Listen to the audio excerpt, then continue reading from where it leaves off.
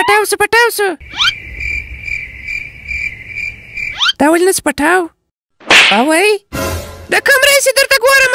چې ناکي مو ځغله یو ټک نه سي پټاولی بیا کله چې ته نه خو نیسه تې پټاو که زویه ما ته به اختار نه راکړې زه ټک په لاس کې درته پټاوم او ورته ګورې واه سلیمه څنګه غیرتمن یې اوی دا نو څه کیسه لري زه یې په خوله نیسم درته پټاوم یې ښه نو هغه څنګه داسې هله ګورې د بیا دا به شمونو اختر نو سړی دا رقم مانځي چې اوس وګوره سمپه وکړه اوی خاموش که د ډېرې خبرې وکړې ستا په خوله کې به د بمانو بسته در کښېدوم او بیا به دغه بمانو د پټولو دپاره زه خواهشه پرې بله کړمه خرې بیا دا به خدای خبر چې د کوم ځای راغلي یاست په دې اختر مو چې بیا سره خراب کړي چې په کور کې د خانم وټکوي په هغه ورځ خو دې طبیعت نه خرابېږي چا ویل دا چا ویل دلته وګوره ما به کلم خود خواشه بدماش د دا ډلې مشر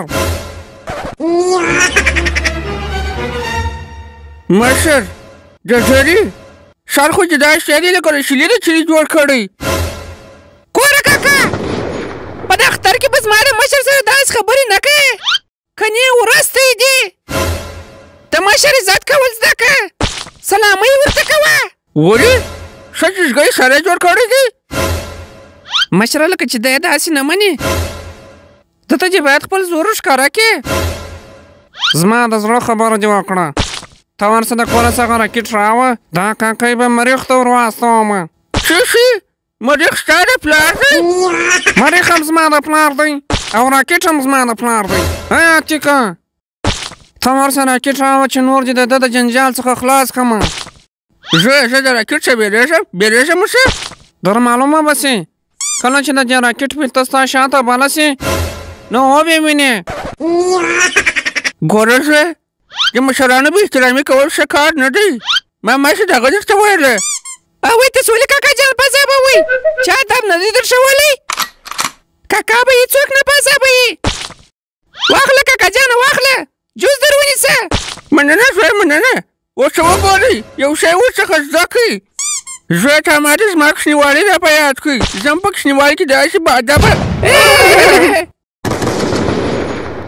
بسه ده ډېر شوه څه کوچنیان یاست په دا خاطر مې غږ نه دی درته کړی کنې نو څه دې کول کنې په یوه چکه باندې د ټولو سرونه ورخړولي وای او زوی دا ستا په لاس کې څه شي دی څه شي دی دا زموږ د مشر تاج دی زوی د دې علاقې مشر زه یم دغه چرګه نه ده دلته راوه چې ورسره کړمه دلته راکړه دا داسې دا شولاته سره خوند نه کوي څنګه یې سمه د سیالۍ دا خوند در سره کوي ما چې دی وشکمېده د څه شي ودرېږه اوس درته وایمه هغې څکه پرېږده او ټکان سم ښځې دي د اختر مو مبارک سه هېرې د اختر مو مبارک سه